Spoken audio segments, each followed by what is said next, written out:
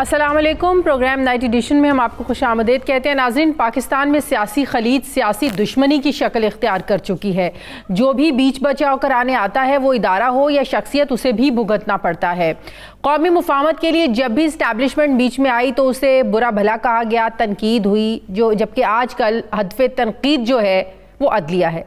नाजरीन, पंजाब और खैबर पख्तूनख्वा की असम्बलियाँ तहलील हुई। आइनी मुद्दत यानी 90 रोज़ में इलेक्शंस कराना ज़रूरी हैं, लेकिन हुकूमत ने इनकार कर दिया। अब गवर्नर्स और इलेक्शन कमीशन के इनकार के बाद सदर ने तारीख का ऐलान कर दिया। इस तारीख के देने के इख्तियार को हुकूमत ने मानने से इनकार कर दिया कि यह गैर आइनी है। अब डेट PTI की नज़र में आइनी है और हुकूमती इत्तेहाद का मानना है कि सदर की दी गई डेट गैर आइनी है। तो क्या यह फैसला ताकत करेगी? तो इसके 3 जवाब हैं: नहीं, नहीं और बिल्कुल नहीं। इसका फैसला अदालतों ने करना है, लेकिन जब चीफ जस्टिस ऑफ पाकिस्तान ने खुद नोटिस लेकर बीच बचाव कराने की कोशिश की तो उनके बनाए हुए बेंच पर मुस्लिम लीग नवाज की चीफ ऑर्गेनाइजर मरियम नवाज ने ऐसे अंदाज में एतराज़ किया कि फैसला करने वालों को भी ये फैसला हमेशा याद रहेगा। मरियम नवाज का मुतालबा सामने आया है कि 9 रुकनी लार्जर बेंच से 2 जजेस को अलग करके फुल कोर्ट बनाया जाए। फैसला कराना हो 9 रुकनी या 7 रुकनी बेंच भी काफ़ी होता है, और ना कराना हो तो फुल कोर्ट भी कम पड़ जाता है। सवाल उठ रहा है कि क्या मरियम नवाज के खिलाफ भी तौहीन अदालत की कार्रवाई हो सकती है? क्या इमरान खान को लाडला होने का ताना देने वाली मरियम नवाज खुद लाडली बन चुकी हैं, जिसकी वजह से अभी तक उनके खिलाफ कोई एक्शन होता हुआ नजर नहीं आ रहा? और आजकल अदलिया के साथ यही हो रहा है। कुछ ऐसी ही मुहिम इस वक्त भी अदलिया के खिलाफ उस वक्त भी चलाई गई थी जब इमरान खान के खिलाफ तहरीक अदम एतमाद की स्पीकर रूलिंग पर फैसला आया था। सवालात उठाए गए कि कैसे आधी रात को अदालत लगाकर फैसले किए गए।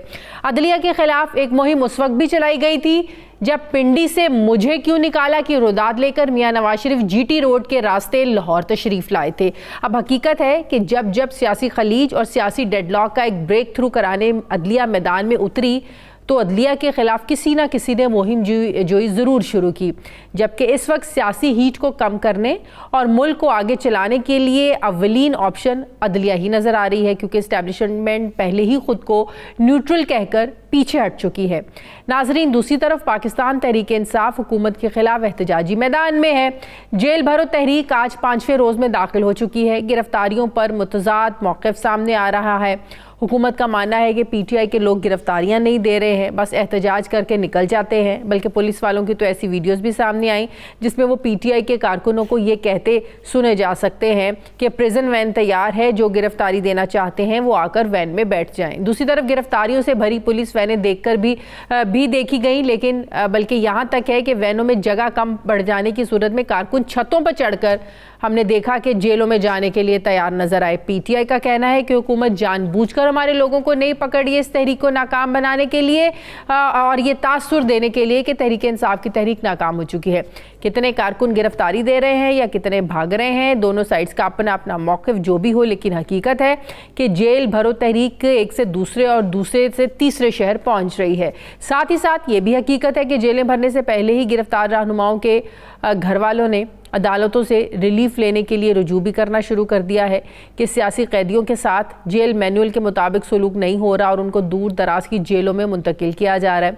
PTI का ये मानना है कि जिन रहनुमाओं और कारकुनों ने तैयारी कर रखी थी और नाम दर्ज करा रखे थे, उनको छोड़कर ऐसे लोगों को पकड़ा जा रहा है जो जेल जाने को तैयार नहीं थे। क्या हुकूमत की गिरफ्तार करके दूर दराज की जेलों में भेजने की जो हिकमत अमली है, जेल भरो तहरीक पर भारी पड़ सकती है? तहरीक इंसाफ के इस एतराज़ पर वज़ीर दाखिला राना सनाउल्लाह के ये कहते हैं कि पहले दूर दराज की जेलें भरेंगे, फिर हम नज़दीक की जेलें भरेंगे। उनका ये दावा है कि पकड़े गए 80% जो कारकुन हैं वो ये कह रहे हैं कि हमें तो वरगला के लाया गया है, हमें छोड़ दें। क्या कह रहे हैं राना साहब, ज़रा सुनिए। जेल भरो तहरीक, उसमें अब कुल मिला के कोई 100-125 आदमी इकट्ठा हुआ है और उनमें से भी 80% ऐसे हैं जो कहते हैं कि जी हमें छोड़ दें, हमें इन्होंने वर्गला के हमें ये ले आए हैं। इन सब को 30-30 दिन के लिए नजरबंद किया है।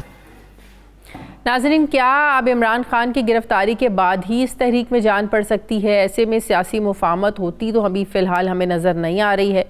मौजूदा सियासी जो गर्मा गर्मी है, इसमें अदलिया अपनी मजरूह होती हुई साख को बचाएगी।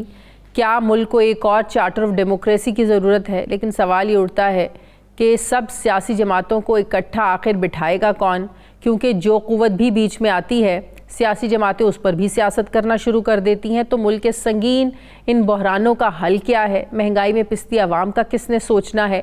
क्या मौजूदा सियासी मसले पर अदालत जो भी फैसला करेगी वो भी मतनाज़ बना दिया जाएगा? मौजूदा सूरत हाल से निकलने का वे आउट क्या है? मैं बात करूँगी, मुझे मुस्लिम लीग नून के रहनुमा सेनेटर मुशाहिद हुसैन सैयद साहब ने मुझे ज्वाइन किया है। अस्सलाम वालेकुम, बहुत बहुत शुक्रिया मुशाहिद साहब आपका।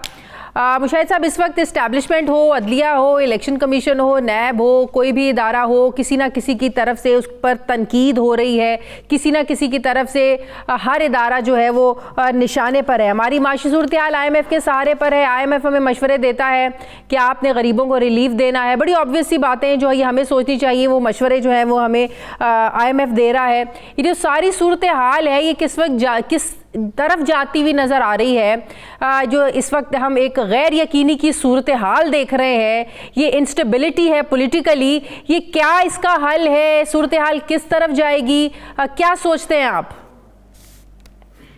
जी अस्सलाम वालेकुम जी, और आपके व्यूअर्स को मेरी तरफ से अस्सलाम वालेकुम। मेरा ख्याल में ये बड़ा शदीद बहरान है, और ये सिर्फ इक्तिसादी बहरान नहीं है, और ये बहरान इसकी सियासी नौयत भी है और इसकी दहशतगर्दी भी इशू है। जो कोर इशू इस वक्त पाकिस्तान का है, सियासी अदम इस्तेकाम के जो सियासी कायदीन हैं, चाहे वो हिज़्ब इख्तलाफ के हैं या हिज़्ब इक़्तिदार के हैं, वो आपस में मिल बैठ कर मसले को हल करने को तैयार नहीं हैं। हम एक तरफ तो ऐलान करते हैं कि हम मोदी से बात करेंगे, एक तरफ हम दहशतगर्दों से भी गुफ्तगू करने को तैयार हैं, लेकिन आपस में बैठने में क्या कबाहत है। लेकिन कभी मैंने देखा है कि माजी हाल में जब जनरल बाजवा की एक्सटेंशन थी सारे इकट्ठे हो गए, जब फाटफ का इशू हुआ सारे इकट्ठे हो गए, जनरल आसिफ मुनीर की अपॉइंटमेंट थी सारे इकट्ठे हो गए, IMF को जाने के लिए सब कहते हैं हाँ बड़ा अच्छा आइडिया, सब जाए IMF, तो इत्तफाक राय किया जाए तो नजरिया ज़रूरत के तहत या मसलियत के तहत तो इकट्ठे हो जाते हैं, लेकिन अवाम का जहाँ तक ताल्लुक है रिलीफ देने का और पाकिस्तान के मुस्तकबिल का और जमहूरियत को इस्तेकाम देने का, उसमें ये चपकलिश है। मेरे ख्याल में ये कौम से ज्यादती है, और ये इससे पूरा 2022 का साल हमने जाया किया सिर्फ इसी सियासी चपकलिश में। और अब 2023 शुरू हुआ है, इतने इश्यूज आए हैं, लोग तंग पड़ रहे हैं, मैं बता रहा हूं, और इससे हमारी क्रेडिबिलिटी भी होगी। और अगर आप कायदीन कहते हैं आपको कि सियासी कायदीन है, तो क़यादत शो करें, लीडरशिप शो करें, और लीडरशिप का मतलब है अपने ग्रोही और वाबस्तगियों से बालातर होकर मुल्क। और 2022 से ये सब कुछ शुरू हुआ, इतनी जो एक गैर यकीनी की सूरत हाल, तो क्या आप फिर ये समझते हैं कि PDM को अदम एतमाद की तहरीक नहीं लानी चाहिए थी? इमरान खान की चलती हुकूमत को घर नहीं भेजना चाहिए था? इमरान खान को अपनी टर्म पूरी करने का मौका देना चाहिए था? अगर ये सब कुछ होता तो आज सिचुएशन कदरे डिफरेंट होती। मेरे ख्याल में इमरान खान का तो शुक्र अदा करना चाहिए, शुक्रिया अदा करना चाहिए PDM का, कि वो अगर हुकूमत की तब्दीली ना होती तो इमरान खान की पोजीशन तो बहुत बुरी थी। एक साल पहले अगर मेरे से आप गुफ्तगू करते तो इमरान खान की पोजीशन बहुत कमज़ोर थी, गैर मकबूलियत थी, उनके लोग दाएं बाएं देख रहे थे कि किस पार्टी से टिकट लें आइंदा, और उनके कोई फ्यूचर नज़र नहीं आ रहा था सियासी तौर पर। तो वो तो 11 अप्रैल के बाद उनको तो जिंदा कर दिया है, और को तो माशाल्लाह अब एक नया रोल दे दिया। और मैं देख रहा हूं पाकिस्तान की तारीख में पहली दफा एक हिज़्ब इख्तलाफ की जमात के खिलाफ इतना बड़ा इत्तेहाद बना हुआ है सरकारी। माजी में होता था कि जैसे अयूब खान के खिलाफ कंबाइंड ऑपोजिशन पार्टीज थी, 5-7 पार्टीज, भुट्टो के खिलाफ, भुट्टो साहब के खिलाफ कोई 9 सितारे थे, PNA पाकिस्तान नेशनल अलायंस, मियाँ साहब के खिलाफ को 15 जमातें, GDA जो थी बनी थी ग्रैंड डेमोक्रेट्स, वो इकट्ठे हो गए थे, वो हुकूमत में थे। अब पहली दफा हुआ है कि जो हिज़्ब इख्तिलाफ में एक जमात है उसके खिलाफ सब इकट्ठे हो गए। तो मेरे ख्याल में ये मसले, तो आप समझते हैं कि आज इमरान खान 2022 की निस्बत ज्यादा मजबूत है? मेरे ख्याल में ये तो बड़ी कॉमन सेंस की बात है। वो अपने एक कमरे में बैठे हुए हैं, एक टांग पर फ्रैक्चर है, एक टांग ऊपर करके वो सारा इशू वही डिक्टेट कर रहे हैं, सारा पॉलिटिकल एजेंडा इनिशिएटिव उनके पास है। तो बाकी लोग तो रिएक्ट कर रहे हैं कि अच्छा उन्होंने क्या कहा, उन्होंने क्या किया, और बाकी जो फैसले हैं हम खुद नहीं कर रहे, अब फैसले कोर्ट्स कर रहे हैं, या सुप्रीम कोर्ट या हाई कोर्ट। आप देखें ना कि जब ओथ का वक्त आया पंजाब में तो हमजा शहबाज शरीफ की ओथ कौमी असेंबली के स्पीकर ने दी, परवेज इलाही की ओथ सदर पाकिस्तान ने दी, और अब जो इलेक्शन डेट की बात आ गई है वो भी अब सुप्रीम कोर्ट फैसला करेगी। तो हमें अपने हाथ में इनिशिएटिव रखना चाहिए। अगर हाथ से इनिशिएटिव निकले ऐसी कायदीन से तो फिर फैसले कहीं और होंगे, और ये माजी में होता रहा है। तो हम माजी से सबक सीखें, नई गलतियां करें, पुरानी गलतियां ना दोहराएं। अभी जो मसला है वो है इंतखाबात का, जिसके लिए सारी कैंपेन इमरान खान ने शुरू की। जो पार्टीज हैं, पीडीएम जो है, ये आम इंतखाबात से हिचकिचा क्यों रही है, हिचकिचाहट का शिकार क्यों है, रिलैक्टेंट क्यों है? पीपल्स पार्टी से पूछे, वो भी कहते हैं 90 दिन के अंदर इंतखाबात होने चाहिए। नून लीग से बात करें, नून लीग का भी यही मौक़िफ़ होता है, लेकिन प्रैक्टिकली जब करने की बारी आती है तो ये लोग मामला अदालतों में ले जाते हैं। अब अदालत में जब ये मामला गया है उस पर भी एतराज़ इन्होंने उठाना शुरू कर दिया है। तो ये पार्टीज इंतखाबात से भाग क्यों रही हैं? मुझे बड़े इंटरेस्टिंग स्टेटमेंट्स देखे हैं, आपने खुद भी जिक्र किया। IMF कह रही है पाकिस्तान को कि गरीबों को रिलीफ दें, हाँ, और अमीरों को टैक्स लगाएं। और हाल ही में जो नैब के चेयरमैन जिन्होंने इस्तीफा दिया है, आफ्ताब सुल्तान साहब, उन्होंने मशवरा दिया है कि आइन को फॉलो करो। तो मुझे तो लगता है कि हम माजी की तरफ चले गए हैं। मुझे याद है जब मैं जर्नलिज्म में था, शुरू कर रहा था, आपकी तरह नौजवान थे हम लोग, एडिटर था मुस्लिम अखबार का, तो जनरल ज़िया-उल हक कहते थे कि इलेक्शन उस वक्त होंगे जब मुस्बत नताइज आएंगे। तो मेरे ख्याल में हमारा सोच हमारी वही वापस चलेगी। हम कहते तो है कि आमर बड़े गलत होते हैं, लेकिन हम कई दफ़ा उन्हीं की सोच की कासी करते हैं अपने एक्शंस के ज़रिए और अपने रवैये के ज़रिए। सही। अच्छा मुशाहिद साहब, जिस पार्टी से आपका ताल्लुक है उसमें वाज़े में एक डिवीजन नज़र आती है। इसमें एक मरीम नवाज साहबा जो एक एक्सट्रीम पोजीशन हमेशा लेती हैं, बदलिया पर जिस तरीके से वो तनकीद कर रही हैं, 2 हाजिर सर्विस जजेस की तस्वीरें दिखाती हैं अपने जलसों में। दूसरी तरफ आप जैसे भी इंटेलेक्चुअल और पढ़े लिखे जो है ना, वो गहरा मुतालिया रखने वाले, इदारों की मजबूती पर यकीन रखने वाले लोग भी पार्टी में मौजूद हैं। तो इस तरह का जो नैरेटिव है पार्टी में एक्सट्रीमिज्म का इदारों को लेकर, क्या ये पार्टी को नुकसान नहीं पहुंचाएगा मुशाहिद साहब? देखिए जी, मैं पार्टी की बात ही नहीं कर रहा। मेरे लिए सबसे बड़ी first priority is Pakistan and it's people, और उस हवाले से जो इश्यूज हैं वो पाकिस्तान के हैं। पार्टीज तो आप देखें ना, 12 सियासी जमातें हैं इस कोalition गवर्नमेंट में, तो हर एक का अपना मौक़िफ़ होता है, अपना होता है। We are talking of a national approach, और ये it is above party lines, जो मेरी सोच है। आपको पता है मैं आगे भी जब इश्यूज आते हैं मैं पार्टी लाइंस के अबव बात करता हूँ। जो नेशनल इश्यूज हैं वो पार्टी बाजी बाकी रूटीन की चलती रहती है, तू मैं कह लें, उन्होंने कहा, ही सेड, शी सेड, वो चलता रहता है। इस वक्त जो क्राइसिस है उसको तो हमारी जो सोच होनी चाहिए वो कौमी होनी चाहिए, वो पार्टी वाबस्तगियों से बालातर होनी चाहिए, फिर ही मसला हल होगा। क्योंकि ये जो मौजूदा बहरान है, एक शख्स, एक पार्टी, एक हुकूमत, एक इदारा अकेले हल नहीं कर सकते। जमहूरियत की जो है उसके 2 पहिए हैं, हिज़्ब इक़्तिदार, हिज़्ब इख्तिलाफ, और दोनों पहियों के साथ ही ये गाड़ी चलेगी। तो इन दोनों को बिठाएगा कौन? बड़ा सवाल तो ये है, इनको आपस में बिठाएगा कौन? कोई किसी से हाथ मिलाने को तैयार नहीं, तो कोई किसी की शक्ल देखने को तैयार नहीं, तो ये बैठेंगे कैसे इकट्ठे? नहीं, अभी इत्तफाक राय नहीं हो गया। अल्लाह ताला का फजल है कि आप देखें कि एक इशू पर एक मफाहमत की अलामत तो आ गई ना, कि सब पार्टीज आप टारगेट कर ली हैं साबिक आर्मी चीफ को, उस पर सबके नज़र है इस वक्त, तो इत्तफाक राय हो गया। उनकी एक्सटेंशन थी, उसको तो इत्तफाक राय हो गया था।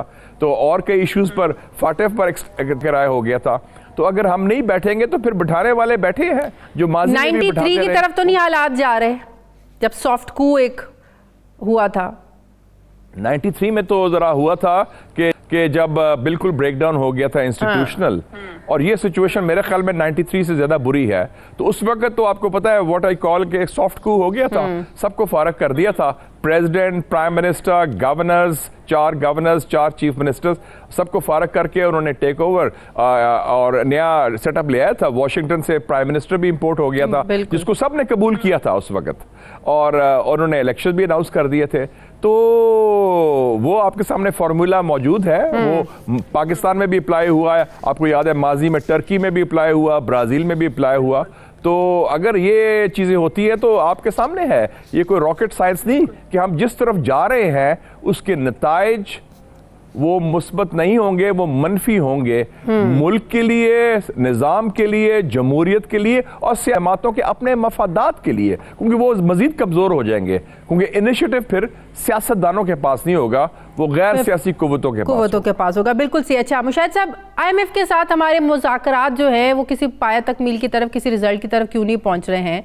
ये बात किसी से ढकी छुपी नहीं है कि IMF पर अमेरिका का कंट्रोल है, और पिछले 1 साल से जो तहरीक इंसाफ ने अमेरिका साजिश एक बयानिया बनाया, तो आपको लगता है कि ये भी एक बहुत बड़ी रुकावट है कि IMF के साथ हमारे बातचीत जो है ना वो नहीं बन पा रही है? इमरान खान का बनाया हुआ बयानिया आज पाकिस्तान को भुगतना पड़ रहा है इसका।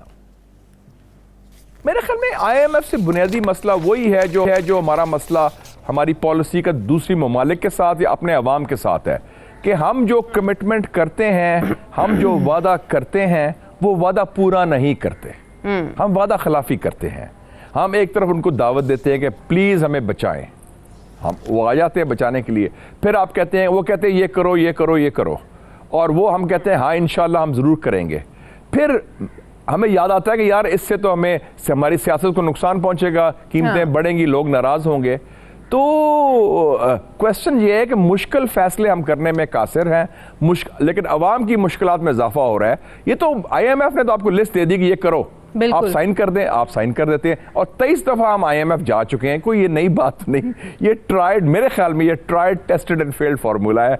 इसमें यही होगा कि आप नए लोन लेंगे मौजूदा लोन को ठीक करने के लिए। ये फायर ब्रिगेड का रोल है कि आग बुझा लो, आगे चलो। हम कोई मेजर स्ट्रेटेजिक फैसले करें, टैक्स नेट को बढ़ाएं, जो अनप्रोडक्टिव यूनिट्स हैं उसमें उसको फारग करें, और जो फैसलों से अवाम को रिलीफ भी मिले और पाकिस्तान में फाइनेंशियल बेस बने। अब तो इकोनॉमी श्रिंक हो रही है, और मैं कराची जाता रहता हूं, कराची गया था, वो तो अपने सरमायाकार आपके आने को तैयार नहीं, और चाइना को हमने वादा किया था कि 1 विंडो ऑपरेशन होगा CPEC पर। 1 विंडो के बजाय 37 मुख्तलिफ NOCs, रूल्स, रेगुलेशंस हमने पास करने हैं। हमने चाइना को वादा किया था CPEC पर कि हम फुल प्रूफ सिक्योरिटी देंगे। मतलब है फुल प्रूफ सिक्योरिटी के 6 महीने बाद उन पर हमले हो जाते हैं। बिल्कुल। UAE और सऊदी अरेबिया को हम कहते हैं कि हाँ, और कतर को हम ये करेंगे, वो कहते हैं 6 महीने पहले आपने यही बात की थी, या साल पहले या 2 साल पहले, अब फिर उसी बात पर आप आ गए। आप जो फैसले करते हैं उसकी अमल दरामद क्यों नहीं होती? Why can't you implement the decisions? Why can't you keep your word? ये इशू है। कोई इंटरनेशनल साजिश नहीं हो रही आपके खिलाफ, कोई बैन अवी साजिश नहीं हो रही आपके खिलाफ। Be very clear. बिल्कुल सही है। मुशाहिद साहब, दहशतगर्दी की जो एक बार लहर फिर से शुरू हुई है, कराची का वाक़या देखें, पेशावर का वाक़या देखें, फिर कहा जाता है कि सवात में तालिबान है, पेशावर में तालिबान है, KPK में तालिबान की तादाद बढ़ रही है। क्या मुहरकात है इसके पीछे कि दहशतगर्दी एक दफ़ा फिर से बढ़ना शुरू हो गई? तालिबान के साथ मुज़ाकरात 20 बार शुरू हुए, किसी नतीजे पर नहीं हमेशा पहुँचते। तो दहशतगर्दी के पीछे क्या मुज़ाकरात की नाकामी है बड़ी वजह? मैं चेयरमैन भी हूँ सेनेट डिफेंस कमेटी का। जब ये वाकया हुआ बड़ा सीरियस, ये पेशावर का मस्जिद का गालबन 30 या 31 जनवरी को हुआ, तो सबसे पहले मैं अपनी टीम लेके गया सारे मेंबरान को, जो 6 मुख्तलिफ सियासी जमातों के हिज़्ब इख्तलाफ और हिज़्ब इक़्तिदार। पेशावर हम गए, हमने लेडी रेडिंग हॉस्पिटल टूर किया, हमने corps commander Peshawar general Hasan से बड़ी सैर हासिल 4 घंटे की ब्रीफिंग भी ली। बुनियादी इशू है शाजिया साहिबा कि हमारी काउंटर टेरर स्ट्रेटजी कहाँ है? उसकी महवर, उसका बुनियाद, उसका सतून था NACTA, national counter terrorism authority, जो हमने 2009 में बनाई थी, और हमने कहा था 2014 में नेशनल एक्शन प्लान जब APS का वाकया हो पेशावर में हम जिंदा करेंगे। तो वो तो मुझे नजर नहीं आ रहा कहीं। तो आप अपने मामलात भी ठीक करें ना। Where is the counter terror strategy? अभी तक कोई नजर नहीं आई मुझे। आप जब तक मौसर स्ट्रेटजी नहीं बनाएंगे, आर्मी का काम है काउंटर इंसर्जेंसी करना, मुल्क को दिफा करना बैरूनी जरियत से, और अंदरूनी अगर कोई गुरिल्ला जंग है या इंसर्जेंसी, उसका मुकाबला करना। पुलिस का है लॉ एनफोर्समेंट का। नेक्टा एक इदारा बनाया था आपने, और बनाया है, जो एक दफ्तर में बंद है और ताले लगे हुए मेरे ख्याल में, और बिल्कुल नकारा लगता है। उसको अब जिंदा करने को तैयार नहीं। नादरा को साथ मिलाएं, इंटेलिजेंस कोऑर्डिनेशन करें। मैंने तो 6 पॉइंट प्लान भी दिया है मिनिस्ट्री ऑफ डिफेंस को। ठक ठक ठक ये करें। पहले तो बातें फैसले करें, और सही फैसले करें, और बरवक्त फैसले करें। तो ये this is our fault. We don't लेकिन have ये a जो strategy वाकयात हो रहे हैं and- ऊपर नीचे वाकयात का होना, क्या ये जाहिर करता है तालिबान की एक बार फिर से पाकिस्तान में मौजूदगी? जनूबी वज़ीरिस्तान का ऑपरेशन हुआ, सवात का ऑपरेशन हुआ, एटलीस्ट ये हुआ था दहशतगर्दी के वाकयात रुक गए थे। दहशतगर्दी मुकम्मल तौर पर ख़त्म नहीं हुई, लेकिन वाकयात काफ़ी अरसे तक रुके रहे। लेकिन दोबारा से ऐसे वाकयात का होना क्या ये जाहिर करता है कि तालिबान पाकिस्तान में मौजूद हैं? देखें जी, जो इस वक्त दहशतगर्दी हो रही है उसकी जड़ें हमसाया मुल्क में हैं और उससे अभी गुफ्तगू भी हुई है और गलबन कोई जो मेरी इतलात हैं कोई बातचीत चल रही है जिसमें उन्होंने कहा है कि हम रीलोकेट करने को तैयार हैं अफ़गानिस्तान के बॉर्डर जो पाकिस्तान के साथ है बनिस्बत के हमें कोई इमदाद दी जाए। तो वो बातचीत चल रही है, तो देखते हैं हुकूमत क्या उसका फ़ैसला करती है। लेकिन जो फ़ैसला हमारे हाथ में है वो तो ये है कि काउंटर टेररिज्म स्ट्रेटजी हो। काउंटर टेररिज्म डिपार्टमेंट्स हैं खैबर पख्तूनख्वा में, उनके पास इक्विपमेंट नहीं है, उनके पास कोई अपना असला उस किस्म का नहीं है। दहशतगर्दों के पास ज़्यादा सोफिस्टिकेटेड असला है आपके खिलाफ। तो ये सारे इश्यूज पुलिस को अपने मोराल रेज करना है। लोग पुलिस के, फौज के, पैरामिलिट्री के, FC के, काउंटर टेररिज्म डिपार्टमेंट के शहीद हो रहे हैं और वो मुकाबला भी करें डट के। लेकिन आप मुकाबले के लिए उनको हथियार भी चाहिए उस किस्म के जो दहशतगर्दों के पास है, और फिर इंटर कोऑर्डिनेशन भी चाहिए। तो इस सारे मामलात में इसमें मुझे ज्यादा आंसर देखता हूँ लैक ऑफ कोऑर्डिनेशन और नालायकी। लेकिन मुज़ाकरात की नाकामी एक अंसर नहीं समझते आप? मुज़ाकरात तो वो खत्म होगी बात ना, वो कहानी वो आई गई, वो दैट इज गॉन। अब तो बात आप आगे भी चल रही कभी है। इन मुज़ाकरात की टीम का हिस्सा रहे हैं? नहीं, मैं तो नहीं, मैं कभी ऐसी मुज़ाकरात में मैं शरीक नहीं हुआ। हाँ, दूर से मुशाहदा किया है, लेकिन अल्लाह का फजल है कभी ऐसी मुज़ाकरात में शरीक नहीं हुआ। बहुत बहुत शुक्रिया। मुज़ाकरात के आप अपना मामला ठीक करें, बिल्कुल, और डिफेंड करें कंट्री को इफेक्टिवली, और अवाम की जो जान और माल का तहफ़्फ़ुज़ करें। ठीक है, बहुत बहुत शुक्रिया। सेनेटर मुशाहिद हुसैन सैयद साहब मेरे साथ हैं, मुस्लिम लीग नून के रहनुमा। मुझे ब्रेक लेनी है नाज़रीन, वापस आते हैं एक वक्फे के बाद।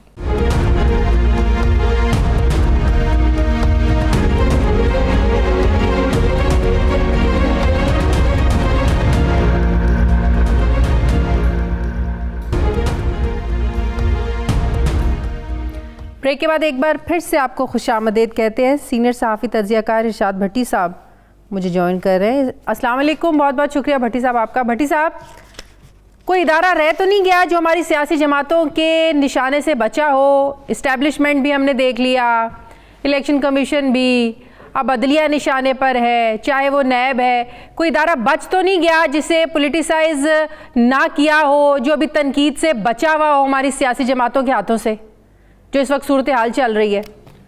नहीं, खैर से अपने इदारे की क्या बात, बाबा बाइडन हमसे नहीं बचा, मतलब अमेरिका हमसे नहीं बचा, डोनाल्ड लू हमसे नहीं बचा, तो अपने इदारे तो खैर नीचे आ जाते हैं। बदकिस्मती है, बदनसीबी है। देखिए, अपने तहफ़्फ़ुज़ात अपनी जगह पे, शिकायत अपनी जगह पे, तनकीद अपनी जगह पे, लेकिन लिख लीजिए, अल्लाह ना करे, दो इदारे रह गए हैं हमारे पास इस वक्त। एक है अदलिया और एक है फौज। जिस दिन खुदा न खास्ता ये दो इदारे टूटे, जब ये लिख लीजिए, जब आप इराक देख लीजिए, शाम देख लीजिए, लीबिया देख लीजिए, जब अपनी फौज नहीं होती तो पराई फौज होती है। और जब अदलिया इंसाफ नहीं देती, अदलिया को तकसीम कर दिया जाता है, अदलिया को तबाह बर्बाद कर दिया जाता है, तो फिर पूरा मुल्क जंगल बन जाता है। और जो इस वक्त सारे मिलकर यही करने के चक्कर में हैं, अपने पाव भर गोश्त के लिए हर कोई बकरा पूरा बकरा ज़बा करने के चक्कर में है। बिल्कुल, आप देखिए 75 साल तारीख में कभी ऐसा हुआ है कि किसी वजीर दाखिला, किसी राना सनाउल्लाह ने एक सुप्रीम कोर्ट के सर्विंग जज की ऑडियो चला दी हो प्रेस कॉन्फ्रेंस में? और ये दुख नहीं है, मैं अब ये तस्वीरें भी चला दी, मरियम बीबी ने तस्वीरें चला दी हाजिर सर्विस जज की।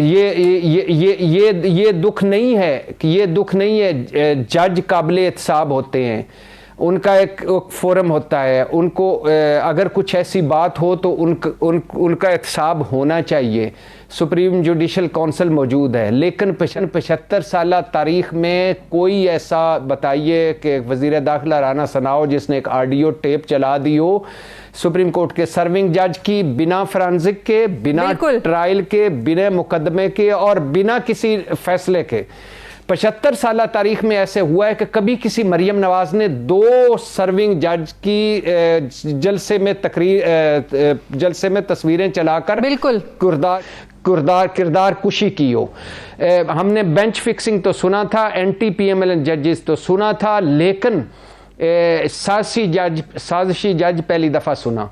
अच्छा, अब क्या है? अब दूसरी तरफ ये कर लें, दूसरी तरफ वाले जलसों में करेंगे कि जिस जज ने हुदैबिया बंद किया ये है वो जज, जिस जज ने शहबाज शरीफ और हमजा शहबाज को बरी किया बिना केस चलाए, बिना पूरे गवाह सुने, बिना सबूत देके, ये हैं वो जज, जिस जज ने लंदन में इसहाक डार और सलमान शहबाज थे, यहाँ उन्होंने कहा कि उनको कुछ ना कहा जाए, ये हैं वो जज।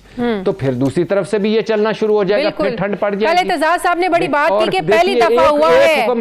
हाँ, क्या कर लें आप, बात कंप्लीट कर लें। एक हुक्म अदूली की थी, नहीं, एक हुक्म अदूली की थी इमरान खान ने लॉन्ग मार्च में, तौहीन अदालत का मुकदमा चला था। बिल्कुल। एक नामुनासिब बयान दिया था एक जलसे में, तौहीन अदालत हुआ और जज ज़ेबा चौधरी को से माफ़ी मांगनी पड़ी उन्हें।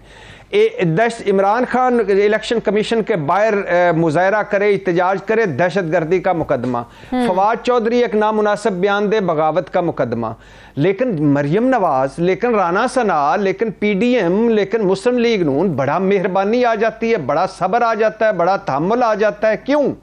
कब तक आएगा भाई, कब तक आएगा? अभी तो और सुना है कि और बड़ी मुबैना तौर पर ऑडियोज आने वाली हैं। बिल्कुल। अब वो ऑडियोज क्या रंग दिखाती हैं? कल एतजाज साहब ने बड़ी खतरनाक सिचुएशन की तरफ इशारा किया कि पहली दफा हम पाकिस्तान की हिस्ट्री में देख रहे हैं कि सुप्रीम कोर्ट के जजेस ग्रुप A और ग्रुप B में जो है ना वो बढ़ चुके हैं, और जब भी कोई केस लगेगा पता चलेगा ग्रुप A सुन रहा है तो इसका क्या फैसला होगा, ग्रुप B सुन रहा है तो इसका क्या फैसला होगा। और इस सारे सूरत हाल के जिम्मेदार हमारे आज के सियासतदान हैं जो सिर्फ इसलिए कि इलेक्शन से भागना चाहते हैं।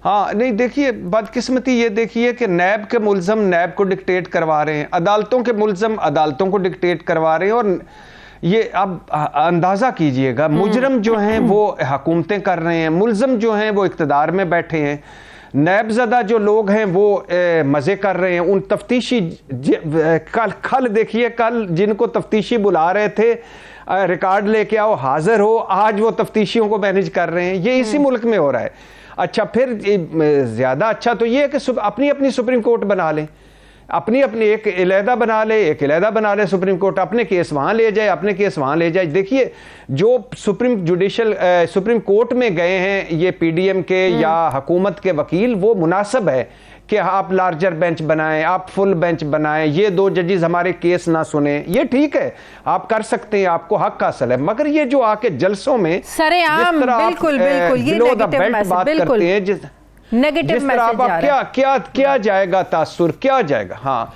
कल जब इमरान खान कह रहे थे मीर जाफर मीर सादक हम मुजम्मतें कर रहे थे, कल जब इमरान खान सर्विंग फौजी अफसरों के खिलाफ बातें कर रहे थे हम मुजम्मतें कर रहे थे।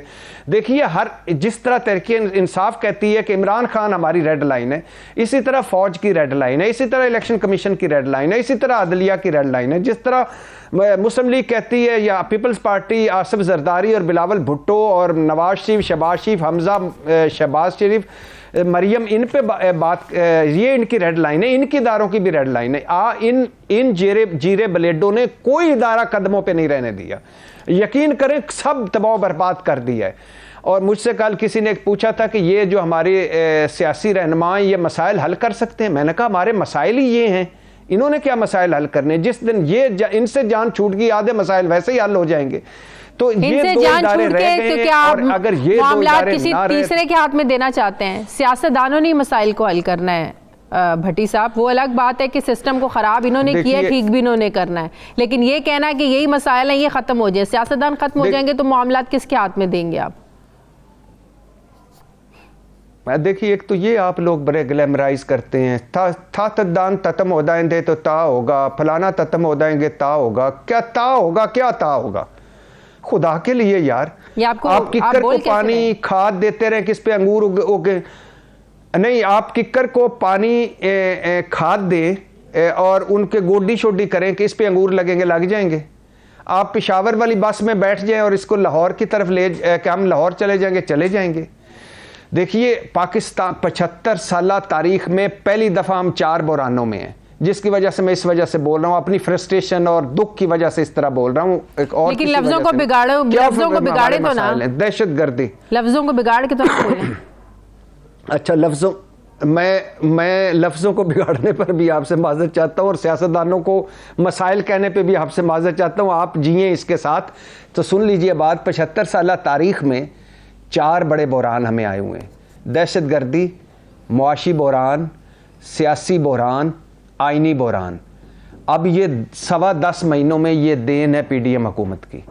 आप मुझे बताएं, जो एक दूसरे के साथ हाथ नहीं मिलाते, जो एक दूसरे का मुंह नहीं देखते, जो एक दूसरे से बात नहीं करते, जिन्होंने पार्लियामेंट को बेतुकीर कर दिया, जिन्होंने जमहूरियत को बेतुकीर कर दिया, जिन्होंने इदारों को बेतुकीर कर दिया, पार्लियामेंट से निकलने वालों ने पार्लियामेंट को क्या इज्जत दी? पहले इस्तीफे दिया, पार्लियामेंट में वापस जाना चाहते हैं। सिर्फ PDM का कसूर नहीं, जितनी PDM कसूर है उतनी तहरीक इंसाफ भी कसूरवार है।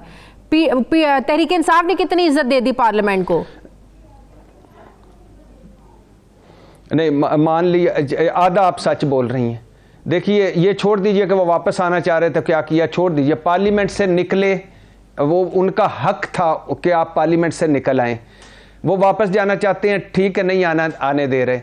मगर मुझे बताइए, एक सिंपल सी बात बताइए, एक सादा सी असूली मंतकी बात बताइए कि ये मैं और आप सुनते नहीं थे कि ये जो पार्लियामेंट है ये जाली है, ये मैंडेट जाली है, इमरान खान सिलेक्टेड वजीर आज़म है। हम सुनते नहीं थे, 3.5 साल सुनते रहे। तो वो अचानक पार्लियामेंट कैसे असली हो गई, खोए मलाई वाली हो गई? कैसे शहबाज शरीफ साहब ने उससे जो ही हलफ उठाया तो उस पार्लियामेंट से सारा नकलीपन खत्म हो गया? हम सुनते नहीं थे इमरान खान 2 असेंबलियां तोड़े तो हम गारंटी देते हैं इंतखाबात करवाएंगे। कैसे अब भागने लग गए इंतखाबात से? हम सुनते नहीं थे कि इमरान खान से सियासतदान बने, वापस पार्लियामेंट में आए, हम उसके साथ बातचीत करने को तैयार हैं। वो वापस आया तो हमने ठट्ठे मजाक और जुगतें तो छोड़ दीजिए। कैसे स्पीकर साहब ने धड़ाधड़ इस्तीफे मंजूर कर लिए कि नहीं आना, राजा रियाज साहब को ही रखना है। आप सोचिए, राजा रियाज साहब जिन्होंने मुस्लिम लीग नून से टिकट लेना है, वो अपोजिशन लीडर हैं। अच्छा, फिर दूसरी बात, अगर पार्लियामेंट से निकले, उस अधूरी पार्लियामेंट से आप कानून साजी क्या कर रहे हैं? EVM खत्म, नैब खत्म, फलाना खत्म, फलाना खत्म। तो ये क्या कहे, किसको कहे? तहरीक इंसाफ वो भी पार्लियामेंटेरियन है, नून वो भी पार्लियामेंटेरियन है, पीपल्स पार्टी वो भी पार्लियामेंटेरियन है। तो जब पार्लियामेंटेरियन पार्लियामेंट को बेतुकीर करेंगे तो मैं और आप कैसे इज्जत करेंगे? मेरा घर है, अगर अपने घर में मोहल्ले में मैं इज्जत उनके गिले करूंगा, उनकी बेइज्जतियां करेंगे, तो आप कैसे मेरे घर की इज्जत करेंगी? सही। इमरान खान की जेल भरो तहरीक, इसका कोई मकसद लग रहा है आपको? आपको नहीं लगता फ्लॉप हो गई है? जी बिल्कुल। जो इमरान खान साहब का अपना हदफ था उसके मुताबिक नाकाम हो गई है। और बल्कि इस जेल भरो तहरीक की जमानत जब्त हो गई है, बल्कि जमानत भी ऐसे जब्त हो गई है, ऐसे ठट्ठे मजाक और जुगतें बन रही हैं। कोई एक अदालत में पहुंचा हुआ है, मेरे बाबा जानी का मुझे बताओ वो कहाँ है। दूसरा पहुंचा हुआ है, मैं तो शाह महमूद कुरैशी को मिलने गया था, मुझे भी गिरफ्तार कर लिया। तीसरा पहुंचा हुआ है, मैं जरा बीमार शुमार हूँ, मेरे रहम दिल पुलिस अफसर, जरा मुझे इधर से निकलने दे। और सबसे बड़ी जो नाक कटवाई है इमरान खान के अपने गढ़ और घर पेशावर या KPK ने कटवाई है, जहां जिनको इमरान खान साहब ने अपनी एक दिन पहले की तकरीर में खिराज तहसीन पेश कर दिया था, जिसको इमरान खान साहब ने कहा था कि मुझे वहां से मैसेजेस आ रहे हैं कि 200 क्यों, ज्यादा क्यों नहीं, वो सारे किधर। अच्छा, फिर दूसरी बात, जो पंजाब की तरीके जेल भरो तहरीक शुरू होनी चाहिए थी साईं उस्मान बुजदार से, जिन्होंने 3.5 साल खोए मलाइयां खाई, जो असल तब्दीली सिंबल थे, जो वसीम अकरम प्लस थे, जो तब्दीली चांद थे। उसके बाद एहसन जमील गुज्जर को, जिन्होंने मुबैना तौर पर असल हुक्मरानी की, जिनके आगे सारे कुछ सरनगू हो गया था।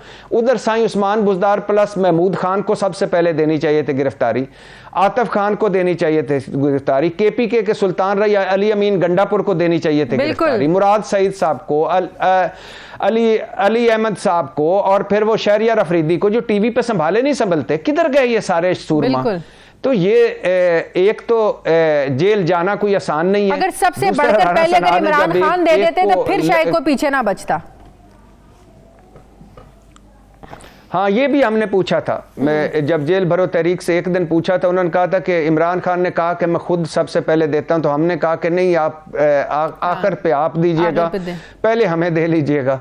तो अब जो पहले वालों ने दी है, कोई भक्कर बैठा हुआ है, कोई राजनपुर बैठा हुआ है, कोई लैया बैठा हुआ है, कोई कहीं बैठा हुआ है, कोई कहीं बैठा हुआ है। जिस मकसद के लिए इन्होंने शुरू की वो मकसद तो अब सुप्रीम कोर्ट में है।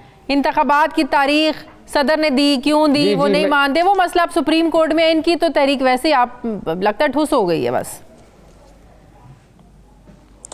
अच्छा, मज़े की बात सुने, उस पे भी असम्बलियाँ हमारे मुल्क में देखें, जब बुरा वक्त आता है तो मुकम्मल आता है। असम्बलियाँ तोड़ने पर एतराज़, गवर्नर किरदार पर एतराज़, इलेक्शन कमीशन किरदार पर एतराज़, PDM किरदार पर एतराज़, लाहौर हाई कोर्ट फैसले पर एतराज़, सदर के 2 ख़तों पर एतराज़, सदर की डेट देने पर एतराज़, लार्जर बेंच पर एतराज़, जो 2 जजेस लार्जर बेंच में हों एतराज़, 2 जजेस लार्जर बेंच में नहीं हैं एतराज़, वजारत दिफा पर एतराज़, वजारत ख़जाना पर एतराज़, मतलब एतराज़ पे एतराज़, मतलब बुरान पे बुरान, मतलब इलेक्शन ना करवाने के लिए डिलेइंग टैक्टिक्स। और वो आज आप क्योंकि राजनपुर में आपको पता चल गया, सारों के वोट इकट्ठे करें तो इमरान खान के वोट ज्यादा हैं। मतलब आइन से चोर रास्ते ढूंढने की तलाश, मतलब आइन का खिलवाड़, मतलब आइन का मजाक, मतलब जमहूरियत का मजाक, मतलब मुल्क का मजाक, मतलब सवाल मजाक, मतलब जवाब मजाक। बहुत बहुत शुक्रिया इरशाद भट्टी साहब, सीनियर सहाफ़ी तज्ज़ियाकार मेरे साथ हैं। बहुत शुक्रिया। मुझे ब्रेक लेने वापस आते हैं वक्फे के बाद।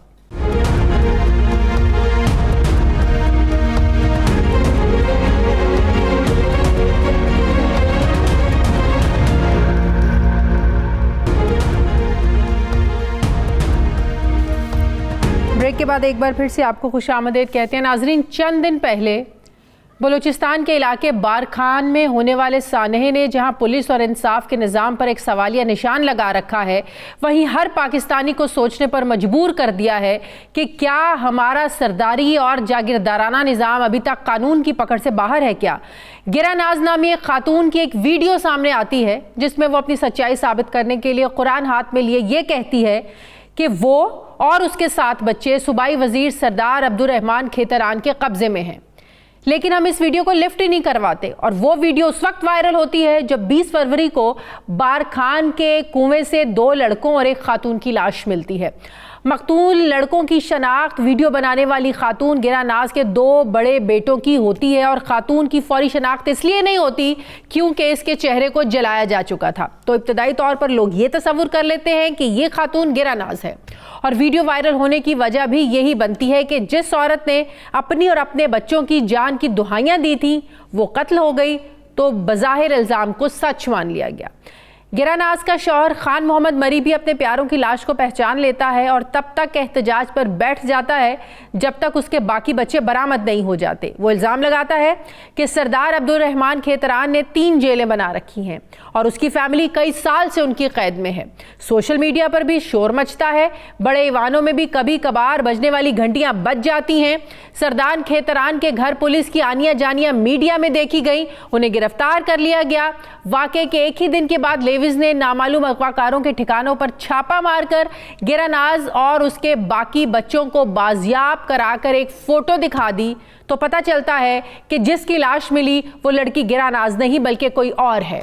क्या आपको लगता है कि ये कहानी इतनी सादा है जैसे मैंने आपको सुनाई? मुझे तो नहीं लगता। बहरहाल, खान मोहम्मद मरी का लाशों को रख कर किया जाने वाला धरना भी ख़त्म हो जाता है, मतलब कि कहानी ख़त्म, पैसा हज़म। लेकिन नाजरीन, यहाँ कहानी ख़त्म नहीं होती, बल्कि ये सोचने पर मजबूर कर देती है कि अगर वो लाश गिरानाज की नहीं तो किसकी है, और इस लाश को बग़ैर शनाख्त के दफनाया क्यों गया। मैं भी ये सोचने पर मजबूर हूँ कि सरदार खेतरान का नाम FIR में नहीं, ना बाजियाबी उनके घरों से हुई, तो फिर वो हिरासत में क्यों है। मैं ये भी सोचने पर मजबूर हूँ कि सरदार खेतरान के बारखान वाले घर को छोड़कर कोयटा वाले घर पुलिस ने सर्च ऑपरेशन क्यों किया और इसे मीडिया पर ऐसे चलवाया गया जैसे बड़ी कार्रवाई की और मिला कुछ नहीं। मैं ये भी सोचने पर मजबूर हूँ कि बाजियाब होने वाली खातून गिरानाज और उनके जिंदा बचने वाले बच्चों को मीडिया के नुमाइंदों से दूर क्यों रखा जा रहा है।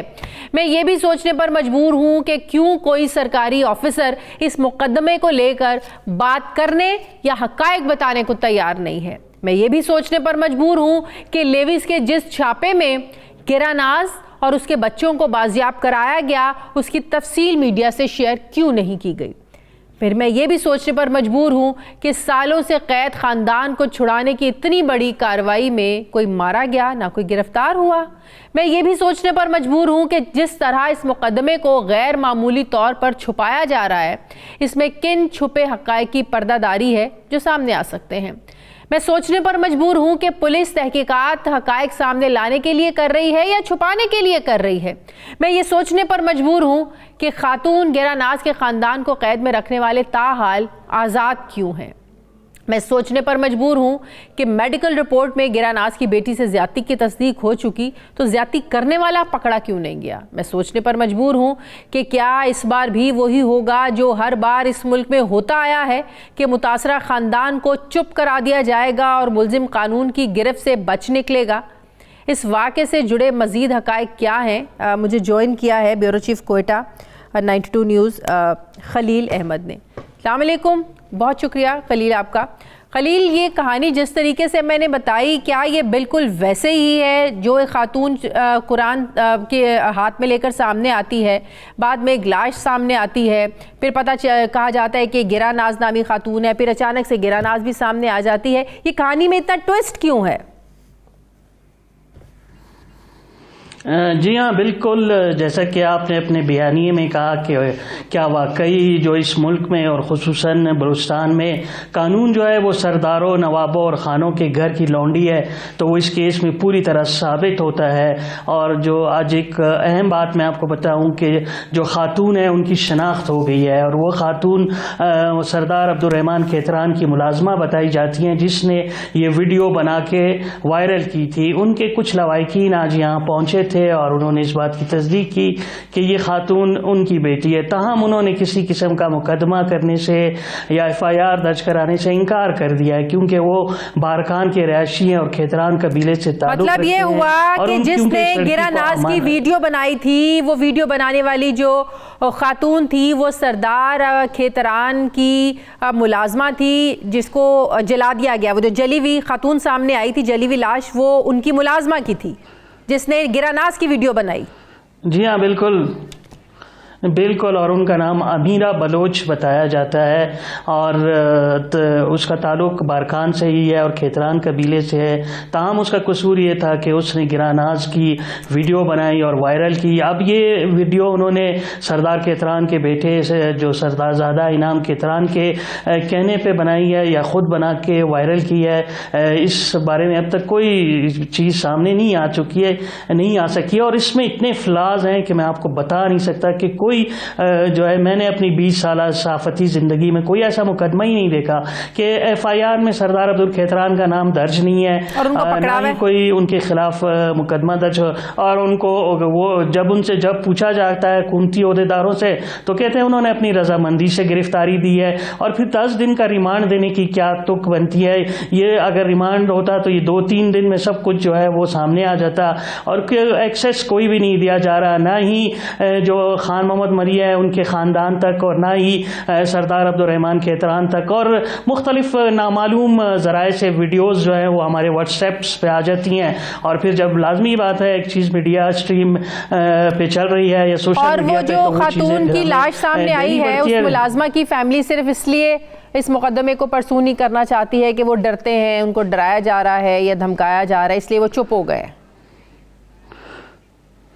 जी हाँ, बिल्कुल, वो क्योंकि मैंने ये बताया कि वो बारखान के रहायशी हैं और खेतरान हैं, तो वो किस तरह अपने सरदार के ख़िलाफ़ जो है ना जा सकते हैं, ये भी एक बड़ी इंपॉर्टेंट बात है। और आप अंदाज़ा कीजिए कि 20 तारीख को ये वाक़या होता है और FIR नामालूम अफराद के ख़िलाफ़ पुलिस की मदीयत में दर्ज की जाती है। और सिर्फ एक और बात जो अहम ब्रेकिंग न्यूज़ है कि वो जो DPO साहब हैं उन्हें ट्रांसफ़र तो किया गया था, लेकिन उन्हें मुअत्तल भी कर दिया गया है। लेकिन वहाँ पर उस SHO था, DSP था, तहसीलदार थे, नायब तहसीलदार थे, उनमें से किसी के खिलाफ कोई कार्रवाई नहीं की गई, और जो कुर्बानी का बकरा है वो DPO को बना दिया गया, जिसका इतना ताल्लुक भी नहीं है इस केस से। तो ये सूरत-ए-हाल इंतहाई तो गिरानाज के बच्चों में जैसे कि आपको पता है, क्या आप लोग मिले हैं? वो जो जिंदा बच जाने वाले बच्चे सामने आए हैं, मीडिया से दूर रखा जा रहा है या आप लोगों की मुलाकात हुई है? बच्चे कैसे हैं? कोई मुलाकात हुई आप लोगों की?